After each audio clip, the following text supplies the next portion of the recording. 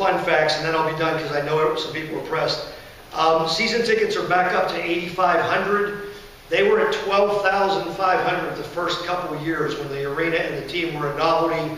They slid as low as 7,000. They're back at 8,500 and growing by the day. We think we have some of that enthusiasm back. And if you were there for the final game last spring, it was unbelievable.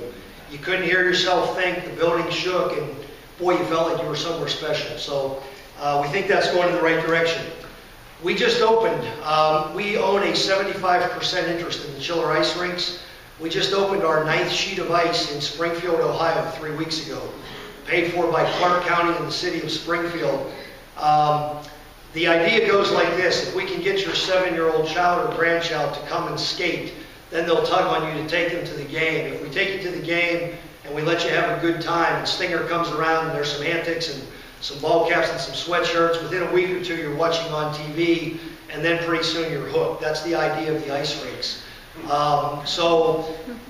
When we opened the Dublin Chiller, which was first, it was the 1993. This was its 20th anniversary.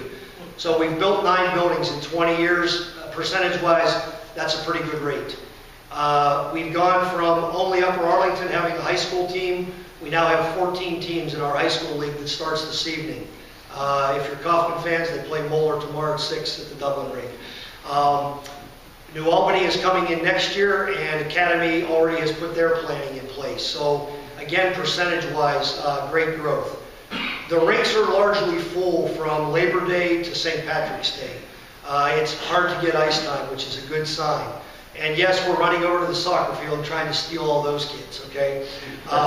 We're a little more expensive as a sport, and we're the only sport we steal your feet from you. We make you put these god-awful skates on, and you get to fall all over the place for a while. So it's a little bit of a challenge for young people, but they're not afraid. So the idea is build through the young people. Connor Murphy, Dublin resident, age 20, is the first Dublin child to make it, to succeed in the National Hockey League. Connor moved here when his father was one of our assistant coaches, and we have a AAA program at the Jackets that's for the really high-end kids. Connor went through our AAA program, then went off to Canadian Juniors, which is the equivalent of playing college football here. And last week he stepped on the ice in Phoenix, and he happened to score. And his dad happened to be in the stands because he had just been let go by Florida. So his dad got fired, but he got to see his son score. It was a great thing. Well, we're giving thanks today, right? For us, it took, over in Pittsburgh, the Penguins have been there 45 years. It took them 25, 30, 40 years to have a young person come through the ranks and make it to the National Hockey League.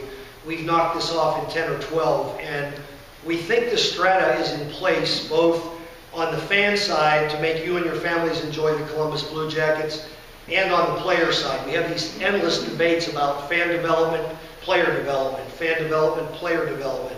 But it's all coming from the same wallet. So that's sort of a breathless overview. I can take a few questions, but I'm glad to stay for those that don't have to get to work.